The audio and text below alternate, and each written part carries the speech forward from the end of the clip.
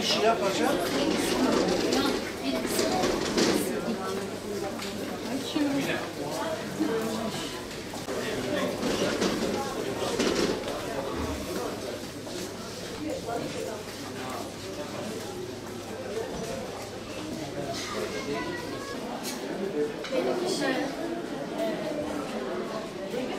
Mide bir de nöroloji işlemi var.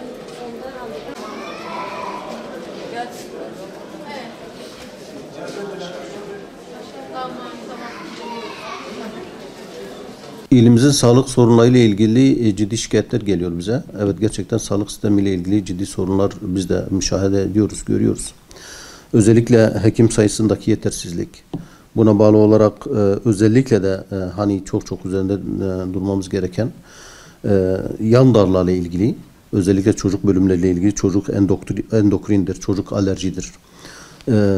İşte çocuk nöroloji bölümleridir.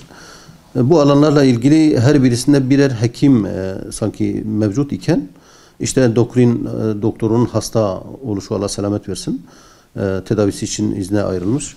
Bir çocuk alerjisi doktoru var iken o da özel hastaneye gittikten dolayı şu anda bir çocuk alerji doktorumuz yok. Çocuk nöroloji yok. Yani bunlar çok ciddi durumlar, çok riskli durumlar. Batman nüfusu işte 630 binlere ulaşmış.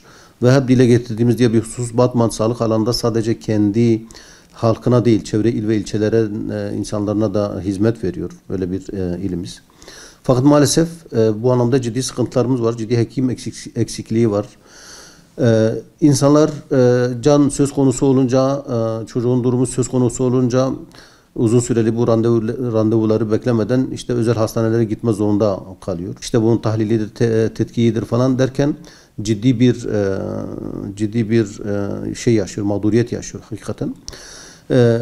Yetkililer arada bir işte Batman'ı bir sağlık sektörüne, Batman'ı bir sağlık turizmine dönüştüreceğiz falan diye vaatlerde bulunuyorlar. Fakat maalesef hep dile getirdiğimiz diğer bir hususu tekrar dile getirelim. Yani Batman sahipsiz, Batman'a gerekli önem verilmiyor.